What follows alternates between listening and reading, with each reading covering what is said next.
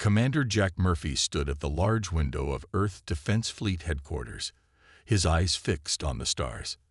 The night sky had always given him peace, but not today. Today, the stars brought visitors. "Commander, you need to see this," said Lieutenant Maria Diaz, rushing into his office. Her face was pale. "Our deep space radar picked up something big entering our solar system." Jack followed her to the control room where dozens of officers stared at their screens. In the center display, a massive ship like nothing humans had ever built moved steadily toward Earth. "Have they made contact?" Jack asked. "Just now, sir," Maria replied, pressing a button on the console. A deep voice filled the room. "People of Earth, I am High Counselor Xthorian of the Galactic Council, a federation of 27 advanced species. We come in peace and wish to invite humanity to join our galactic community." Jack felt a mix of excitement and worry. First contact was happening on his watch.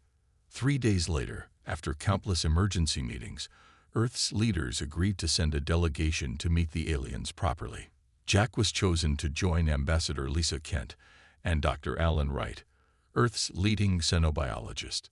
"This is either the greatest moment in human history," Lisa said as they boarded the alien shuttle, "or the beginning of the end." Jack nodded. "Let's hope it's the first one." The alien ship was enormous inside, with ceilings 5 times taller than needed for humans. The aliens themselves varied wildly, some with multiple limbs, others floating in special tanks, and a few looking almost human-like except for their blue skin and extra eyes. Xthorian, a tall figure with silver skin that seemed to shimmer like metal, welcomed them personally. "Your species shows great promise," he said, his mouth not moving as the words formed in the humans' minds. "We are pleased to guide your development." For 5 days, the humans were given tours of the ship as it traveled to the Council headquarters in the Andromeda Galaxy. They learned about the Council's history, their advanced technology, and their mission of uniting all intelligent life. On the 6th day, while Jack and Alan attended a technology demonstration, Lisa got lost in the massive ship. Turning a corner, she heard voices from behind a partly open door. "The humans are more primitive than we expected," a voice said, "but their planet is rich with resources we need. Their military capabilities are laughable." Another voice replied, "The invasion should be simple. We'll need only a small force to secure their leadership and communication centers." "And the humans themselves?" asked a third voice. "Strong bodies, adaptable minds. They'll make excellent servants once properly conditioned. Better than the Viridians, certainly." Lisa gasped, then covered her mouth quickly. But it was too late. The door slid fully open, and 3 council members stared at her. "Ambassador Kent," said one, his voice now cold, "it seems you've wandered into a restricted area." Before Lisa could run, something hit her neck. As darkness closed in, she heard one last thing. Adjust her memory before sending her back. The others too. Meanwhile, Jack had grown worried about Lisa's absence. He and Alan searched for her, eventually finding a computer terminal. Alan, who had a talent for systems, managed to access the ship's database. "Jack, look at this," Alan whispered, pointing at the screen. "Earth is listed as a Class 3 development planet, marked for colonization." Jack's blood ran cold as he read further. The database showed details of previous Class 3 planets. All had been invaded, their resources stripped, their people enslaved. "We need to find Lisa and get out of here," Jack said, just as alarms began to sound throughout the ship. On a screen nearby, they saw security forces dragging an unconscious Lisa toward the medical bay. Earth's first contact with alien life had just become Earth's first betrayal by alien life. And somehow, Jack knew he had to stop it. Jack and Alan moved quickly through the alien ship's corridors. They had to find Lisa before the Council could erase her memories. "The medical bay is 3 levels down," Alan said, looking at the ship map he had downloaded. "But there are guards everywhere." Just then, a small alien with gray skin and 4 arms stepped out from behind a column. Jack reached for his weapon. but the alien raised its hands. "I am Graffel. I help you," it said in broken English.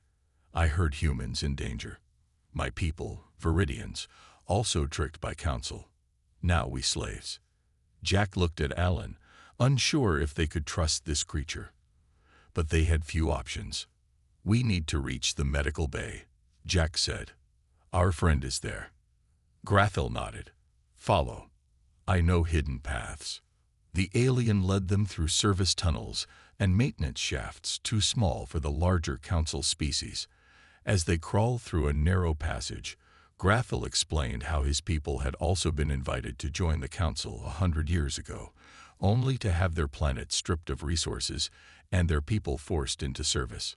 "Many worlds suffer same fate," Graffel said sadly. "Council lies to all." They reached a grate overlooking the medical bay. Below, Lisa lay on a table surrounded by Council medical officers preparing equipment. "They start mind wipes soon," Graffel whispered. "Must hurry." Alan pulled a small device from his pocket. "I think I can help." He had taken a Council communication tool during their tour and now reprogrammed it to emit a high-pitched sound. This should distract them. The device worked better than expected. When activated, it caused the Council medical staff to grab their ears in pain. In the confusion, Jack, Alan, and Graffel dropped into the room. "Lisa, wake up." Jack shook her gently while Alan kept watch. Lisa's eyes fluttered open. "Jack, they're planning to invade Earth." "We know. We need to get out of here." With Graffel's help, they made their way to a small hangar bay where scout ships were kept. As they ran, alarm bells rang throughout the massive vessel.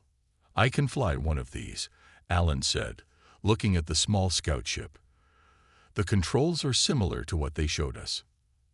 As they boarded, Lisa grabbed a data pad from a nearby console. This might have useful information. Guards burst into the hangar just as Alan started the ship's engines. Laser fire hit the scout ship as it lifted off, damaging one wing. Lisa was thrown against a wall, cutting her forehead badly.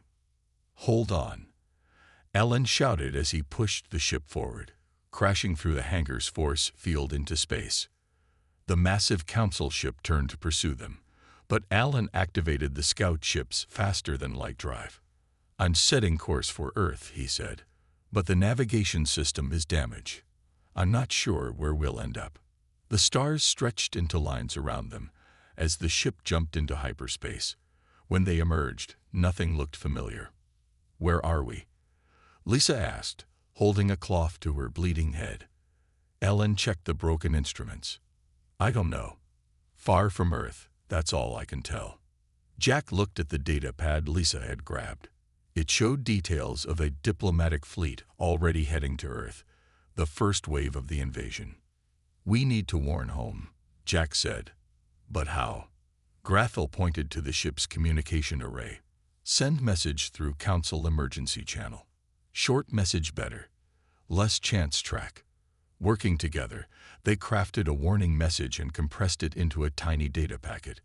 There was no way to know if it would reach Earth in time. On Earth, Vice Admiral Olivia Harris was working late at Defense Headquarters when her screen suddenly lit up with an unauthorized transmission. The message was broken and fragmented, but clear enough. Council hostile. Invasion disguised as diplomacy. Prepare defenses. Do not trust. Olivia stared at the screen, then reached for her secure phone. Earth needed to prepare for war. 5 large ships appeared at the edge of Earth's solar system. They moved slowly, broadcasting peaceful messages in all human languages. Vice Admiral Olivia Harris watched them approach from Earth Defense Headquarters. She had spent the last week trying to convince world leaders about the warning message. Some believed her, others thought she was overreacting. "The alien fleet is requesting permission to enter Earth orbit," reported her communication officer. "Allow it," Olivia said, "but keep our defenses ready." On the lead ship, Commander Dravexen smiled as he watched Earth grow larger on his screen. The humans had no idea what was coming. "Launch the surveillance drones," he ordered. "Disguise them as cultural exchange gifts." Hundreds of small objects left the alien ships, heading toward different parts of Earth. In official communications, the aliens called them knowledge spheres bringing art and science from across the galaxy. But Olivia didn't trust them. She ordered one shot down over an empty area in the Pacific Ocean. When Earth military ships examined the fallen drone, they found weapons and scanning equipment inside. Olivia immediately called an emergency meeting with world leaders. "The drones are mapping our defenses," she explained. "We need to act now." Before the meeting ended, alarms blared across the command center. The alien ships had suddenly powered up their weapons. "They know we found out." Olivia shouted, "Get our hidden defenses online." The alien attack came fast. Energy beams struck military bases, communication centers, and power plants across the world. Cities like Boston, Shanghai, and Nairobi suffered heavy damage. In Boston, Olivia's husband, Steve, worked as an engineer at a power plant. When the alien beam hit the facility, the building collapsed. Steve and many others never made it out. But Earth was not helpless. Following Olivia's warnings, many countries had hidden their best weapons and moved key military personnel to secret locations. As the alien ships continued their attack, Earth's hidden defense systems came online. Missiles launched from underwater platforms, mountain bunkers, and disguised satellites. The aliens were caught by surprise. 2 of their 5 ships suffered serious damage. "Impossible," Dravixen shouted as his ship shook from a direct hit. "They shouldn't have this technology." He ordered his fleet to pull back to the far side of the moon while they reassessed the situation. The humans were better prepared than expected. Meanwhile, far across the galaxy, Jack, Lisa, Alan, and Grathel continued repairing their damaged ship. They had managed to find an uninhabited planet with breathable air to land on. "The communication array is working again," Alan said. "But we can't risk sending another message. The Council might track us." Lisa, her head now bandaged, studied the data she had stolen. According to this, several species have tried to resist the Council before. None succeeded. Grathel nodded sadly. "My people fought back too. We lost." Jack looked up at the unfamiliar stars. "Earth doesn't know what they're facing. We need to get home." "I think I found something that might help," Lisa said, showing them information about secret resistance groups among Council-controlled species. "We're not the only ones who hate the Council." Back on Earth, Olivia stood in the remains of the Boston power plant. Workers were still pulling bodies from the rubble. When they brought out Steve's body, she knelt beside him one last time. "I promise you," she whispered, "they will pay for this." As she walked back to her transport, her assistant approached with news. "Ma'am, the President has given you full command of Earth's defense forces. What are your orders?" Olivia looked up at the sky where the alien ships had vanished behind the moon. Her grief had hardened into determination. "Tell every military commander on Earth, we are no longer playing defense. It's time to show these aliens that they picked the wrong planet to attack." "The aliens have destroyed our main satellite network," a young officer reported to Vice Admiral Olivia Harris. "We can't use modern communications anymore." Olivia nodded. "Then we'll use old ones. Radio, Morse code, even paper messages if needed. The aliens won't be looking for those." In an underground bunker beneath the Rocky Mountains, Olivia gathered Earth's remaining military leaders. The room was lit by emergency lights, and maps covered the walls. "The aliens think we're primitive," she told them. "So let's fight like our ancestors did, but with modern weapons, small groups, surprise attacks, and never stay in one place too long." Around the world, humans prepared to defend their planet. While alien ships controlled the skies, people moved underground and into forests. They watched as the aliens set up bases to take Earth's water, metals, and other resources. In a lab hidden under Chicago, Dr. Kevin Pierce worked day and night with a team of scientists. They had captured alien weapons and were trying to understand how they worked. "Look at this," Kevin said, pointing to a strange device. Their weapons use a different kind of energy than ours. If we can figure it out. A week later, Kevin's team had their first breakthrough. They found a way to detect alien shield frequencies and adjusted Earth weapons to break through them. Olivia immediately put the new technology to use. Small teams of soldiers attacked alien mining sites, using the modified weapons to get past their defenses. The aliens were surprised by how quickly humans adapted. Meanwhile, in deep space, Jack and his friends finally fixed their ship enough to start the journey back to Earth. They moved carefully, using stealth technology Graffel helped them install. "We're still weeks away from Earth," Alan said as he checked their course. "I hope we're not too late." During their journey, they discovered an asteroid field that wasn't on any map. Hidden among the rocks was a small station. When they approached, they received a message in Graffel's language. "It's a Viridian outpost," Graffel said excitedly. "My people, some escaped Council control." The hidden station was home to several hundred Viridians. When they heard about humans fighting the Council, they were impressed.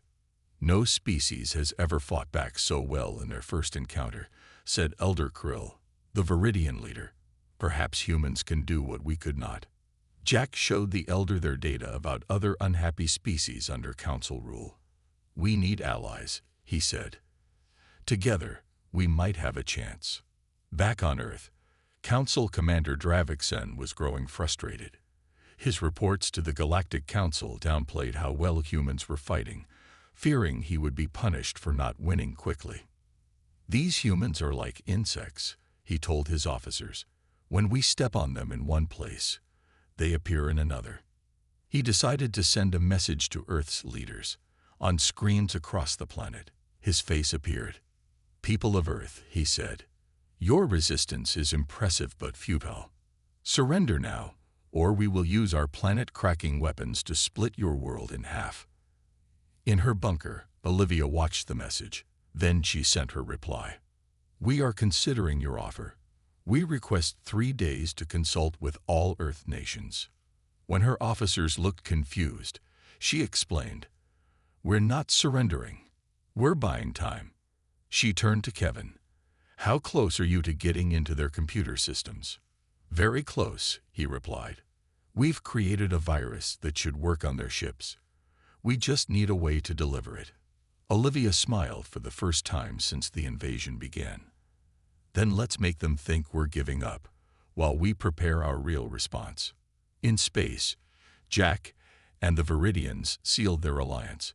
With new allies and upgraded technology, they set course for Earth, ready to join the fight against the Galactic Council. Commander Dravixen watched Earth from his ship with growing impatience.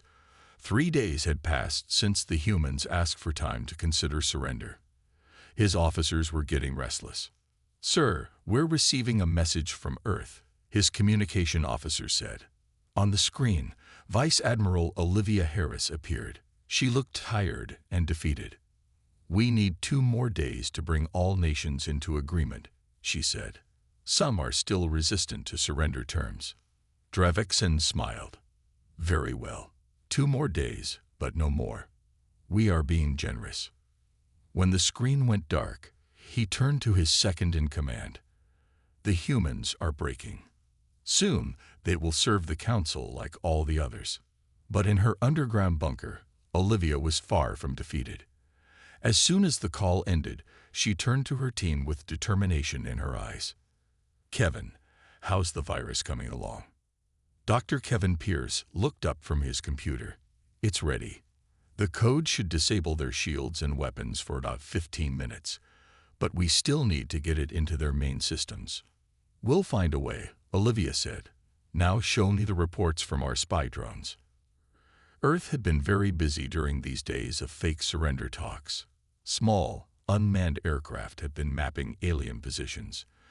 Teams of soldiers had planted hidden explosives near alien bases, and Kevin's team had completed their most important project, the computer virus that could cripple Council technology. Meanwhile, at the edge of the solar system, Jack's ship and 3 Viridian vessels emerged from hyperspace. They immediately activated their stealth systems. "There's a full Council armada here," Lisa said, looking at the scanner. At least 30 large ships. Jack frowned. That's much worse than we expected. They're planning something big. They watched as the massive fleet assembled. These weren't just attack ships. There were troop carriers, mining vessels, and what looked like mobile processing factories. They're preparing to strip Earth bare, Alan said quietly. Grathel pointed to the largest ship. That one is Fleet Command Center. Has communication hub that connects all Council forces. Jack looked at his friends, then at the Viridian captain on the screen. I have an idea. It's dangerous, but if it works, we can give Earth a huge advantage. Using their stealth technology, Jack and Alan boarded the Council command ship. They moved carefully through service tunnels, planting small devices at key points around the ship. The devices, created by the Viridians, could spy on all Council communications and systems. Last one, Jack whispered as they placed the final device near the main control room. Suddenly, an alarm sounded. Intruder alert. Security teams to level 4. They've detected us, Alan said. We need to get back to the ship. They ran through the corridors, but Council security forces were closing in from all sides. When they reached a junction, Alan made a quick decision. There's only one way out, he said, handing Jack the activation device for their spy network. You go that way. I'll create a distraction. Alan, no. There has to be another way. Alan shook his head. Earth needs this intelligence. Someone has to make sure it gets there. Before Jack could argue, Alan ran down a different corridor, shooting at the ceiling to draw attention. Jack wanted to follow, but he knew Alan was right. With the activation device clutched tightly in his hand, he made it back to their ship. As they fled the Council fleet, Jack watched the command ship grow smaller on the view screen. There was no sign of Alan. Did he? Lisa couldn't finish the question. He sacrificed himself so we could get this, Jack said, showing the activation device. Now we can see everything the Council is doing. Back on Earth, Olivia received an unexpected message on an old frequency. It was from Jack, explaining how to access the spy network. For the first time since the invasion began, Earth could see the enemy's plans in real time. We've been fighting blind, Olivia told her officers. Now we can see, and it's time to show the Council what humans can really do. Vice Admiral Olivia Harris stood in the Global Command Center, surrounded by screens showing Council ship movements and communications. Thanks to Jack's spy network, they could see everything. It's time, she said to leaders around the world. Begin Operation Thunderstrike. Across the planet, hidden human forces moved into position. For 2 weeks, they had prepared while pretending to consider surrender. Now they would show the aliens what humans could do when pushed too far. In orbit, Commander Drav-XN received an urgent message. Sir, we're detecting unusual energy readings from Earth's surface. Before he could respond, his ship's alarms blared. Somehow, human fighters had appeared behind their defense line. These weren't the primitive Earth vessels they had faced before. These ships moved differently, using tactics the Council had never seen. How did they get past our sensors? Drav-XN shouted. On Earth, Kevin sat with his team, watching Council ships on their screens. Activate the virus. Now. The virus traveled through the spy network Jack had established, infiltrating Council systems. Across their fleet, alien ships suddenly lost power to their shields and weapons. Warning lights flashed on their control panels as systems failed one by one. What's happening? Drav-XN demanded as his flagship's lights dimmed. Fix this immediately. But his crew couldn't stop it. The virus was unlike anything they had encountered before. It adapted to their security measures, staying one step ahead. With the Council ships vulnerable, Earth launched its full counterattack. Fighters that had been hidden under oceans and in mountain caves took to the skies. Ground forces emerged from underground bunkers to attack alien bases. For 15 precious minutes, the aliens were defenseless. Jack and Lisa, aboard their ship with Viridian allies, joined the attack. They led a squadron against Council supply ships, cutting off resources to ground forces. "Look at that," Lisa said with pride, as they watched Earth forces coordinate perfectly. They never expected humans to fight like this. On the Council command ship, Dravixen was furious. When his systems finally came back online, he saw the damage reports. 5 ships destroyed, 12 severely damaged, and most ground bases overrun. "These humans are more dangerous than we thought," he told his officers. "We need to end this now." He ordered the use of banned weapons, planet destroyers that could crack Earth's crust. His second-in-command, Officer Krell, looked shocked. "Sir, those weapons are forbidden by Council law except in extreme cases. The Council has not authorized." "I am in command here," Dravixen shouted. "Prepare the weapons." But as orders were relayed through the fleet, something unexpected happened. Many officers refused to follow them. "We will not use planet destroyers on a developing world," one captain said over the communication system. "This goes against all Council principles." Dravixen was stunned. "You dare disobey direct orders. Your orders violate our most sacred laws." Another officer replied, "We joined the Council to protect the galaxy, not destroy worlds." Jack and Lisa had been busy too. Using the communication codes they had stolen, they had contacted ships throughout the Council fleet. They shared stories of how their own world had been threatened and how Council leadership had lied about their intentions. Many alien officers, already disturbed by the brutal tactics used against Earth, were moved by these messages. Some had seen too many worlds stripped of resources, too many species reduced to servants. When Dravixen tried to launch the planet destroyers himself, his own crew stopped him. Led by Officer Krell, they locked down the weapon systems. "What is happening to my fleet?" Dravixen demanded as reports of mutiny came in from multiple ships. On Earth, Olivia prepared for the final phase of their plan. While the Council fleet was in disarray, special teams deployed modified alien technology around the planet. When activated, these devices created the illusion of a massive energy shield forming around Earth. "Begin Operation Aftershock," Olivia ordered. Energy beams shot from points around the globe, connecting in orbit to form what appeared to be a protective dome. It was mostly light and harmless radiation, but to Council sensors, it looked like the most powerful defense system they had ever seen.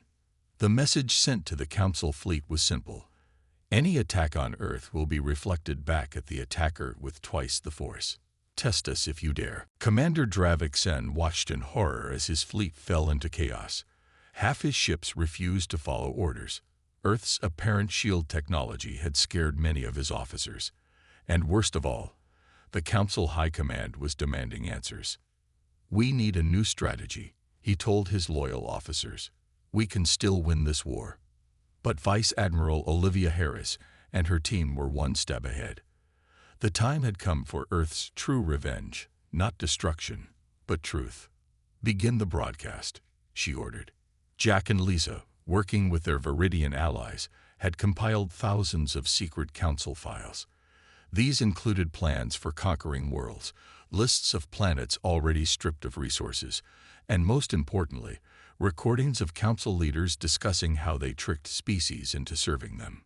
Using the Council's own communication network that they now controlled, they broadcast these files to every corner of the galaxy, not just to Council ships, but to all planets under Council rule. Across hundreds of worlds, beings of all kinds watched in shock as the truth was revealed. Many had served the Council for generations, believing they were part of a noble alliance.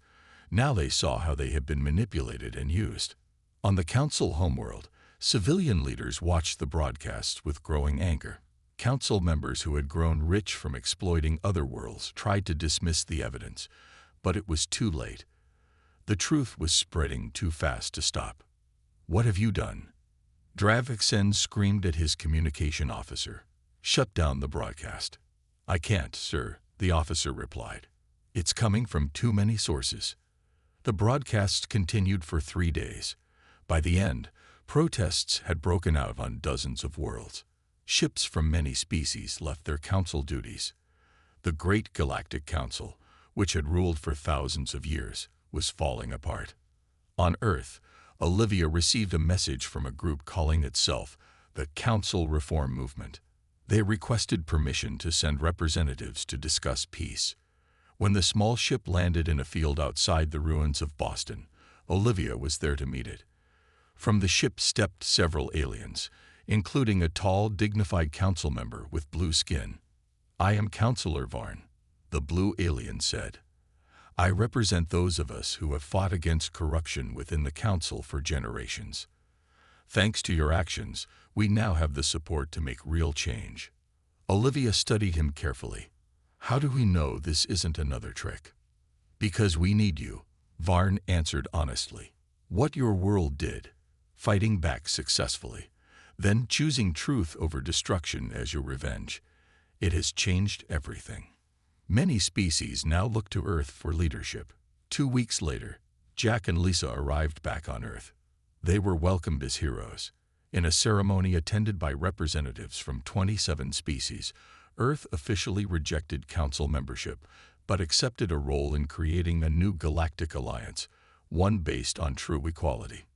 In the newly formed Galactic Assembly on the former council homeworld, Jack, now an admiral, and Lisa, serving as Earth's ambassador, entered the Grand Chamber together. As they walked to their seats, something extraordinary happened. The representatives of thousands of worlds, many former enemies, some former slaves, all stood. For a full minute, no one spoke. The Galactic Council, for the first time in its long history, was completely speechless. When silence finally broke, it was Councillor Varn who spoke. "This is Earth's true revenge. Not destruction, but justice. Not conquest, but liberation." He turned to Lisa and Jack. "You've shown us a better way." As applause filled the chamber, Jack thought of Alan, who had sacrificed himself to make this moment possible. He would not be forgotten. None of those lost would be. Earth had not just survived, it had changed the galaxy forever. And that was a revenge more devastating than any weapon could ever be.